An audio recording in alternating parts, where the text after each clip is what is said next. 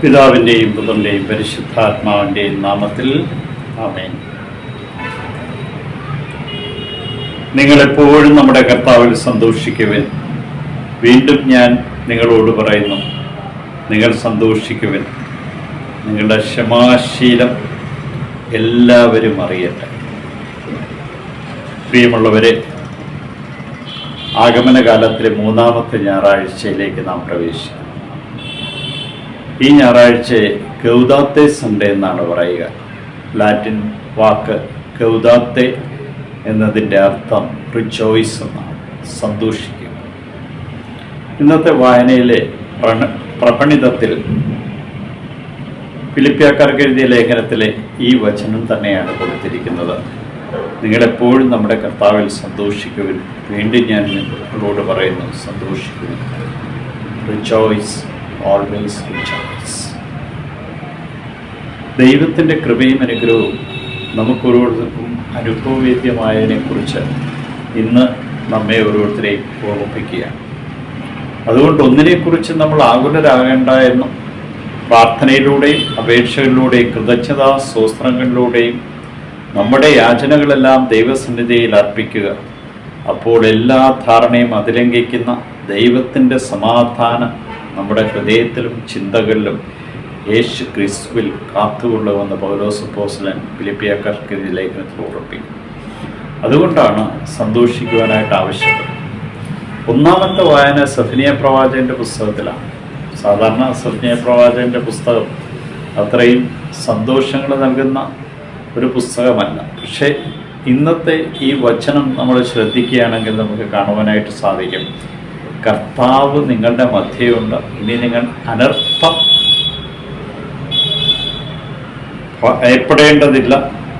സിയോനെ ഭയപ്പെടേണ്ട, നിന്റെ കരങ്ങൾ ദുർബലമാകാതിരിക്കട്ടെ. നിന്റെ ദൈവമായ കർത്താവ് വിജയം നൽകുന്ന യോദ്ധാവ് നിന്റെ മധ്യയുണ്ട്. നമ്മുടെ മധ്യയുള്ള കർത്താവിനെ കുറിച്ചാണ് സെഫനിയ പ്രവാചകൻ ഓർമ്മിപ്പിക്കുക. അതുകൊണ്ട് പൂർണ്ണ ഹൃദയത്തോടെ സന്തോഷിച്ചുല്ലസിക്കുക.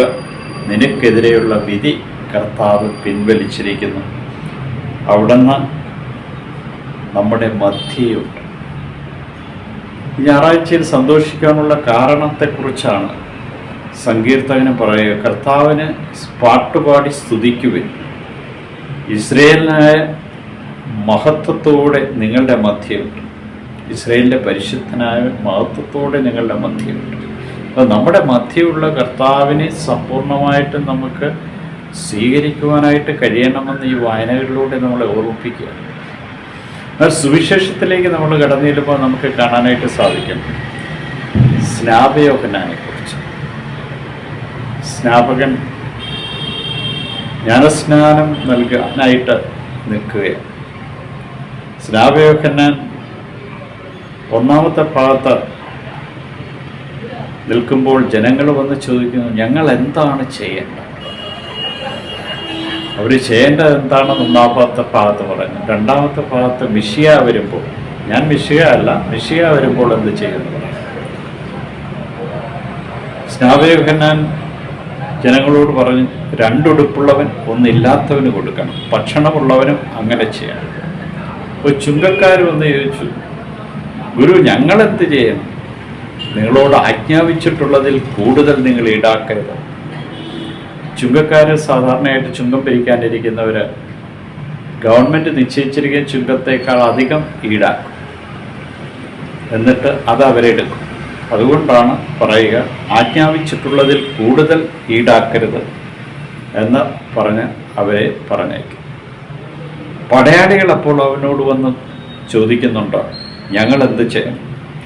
അവരോട് പറയുന്നുണ്ട്, ആരെയും നിങ്ങൾ ഭീഷണിപ്പെടുത്തരുത്, വ്യാജാരോപണം അരുത്, വേതനം കൊണ്ട് തൃപ്തിപ്പെടണം. അവരും കൈക്കൂലിക്കാരാണ്, പാവപ്പെട്ട ജനങ്ങളെ പിഴിഞ്ഞിരുന്നു. കർത്താവ് പറയുന്നുണ്ട്, 1 മൈൽ നിങ്ങളോട് നടക്കാൻ ആവശ്യപ്പെടുന്നതിനോട് 2 മൈൽ നടക്കുക. ഇത് റോമക്കാരുടെ ഒരു പ്രത്യേകതയായി.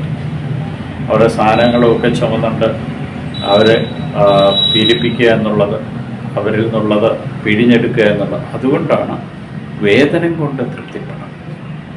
നമുക്കറിയാം, ഇന്ന് നമ്മളോട് ചോദിക്കുന്നുണ്ട്, നീ എന്ത് ചെയ്യണമെന്ന് കർത്താവിനോട് ചോദിച്ചാൽ എന്തുത്തരം നിനക്ക് കിട്ടും? നിനക്ക് കിട്ടാൻ പോകുന്ന ഉത്തരം ഇതിൽ കൂടുതലൊന്നും അല്ല എന്ന് കാണാൻ സാധിക്കും. നീ അലമാരയിൽ സൂക്ഷിച്ചു വെച്ചിരിക്കുന്ന നിൻ്റെ വസ്ത്രങ്ങൾ പുഴുവരിച്ച് പോകാതെ മറ്റുള്ളവർക്ക് ദാനം ചെയ്യുക. നീ കൊണ്ട് തട്ടിക്കളയുന്ന ഭക്ഷണങ്ങളൊക്കെ വേസ്റ്റാക്കാതെ ഒരു നേരത്തെ ഭക്ഷണമില്ലാത്ത പട്ടിണി കിടക്കുന്നവർക്ക് കൊണ്ട് കൊടുക്കുക.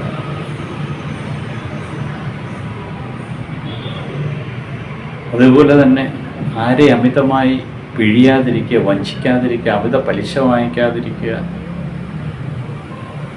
ആവശ്യക്കാരന് കൊടുക്കുക. അപ്പോൾ അളന്ന് അമർത്തി കുലുക്കിക്കൊള്ളുന്ന വിധത്തിൽ ദൈവം നിൻ്റെ മടിയിലേക്ക് ഇട്ടുതരുമെന്നാണ്.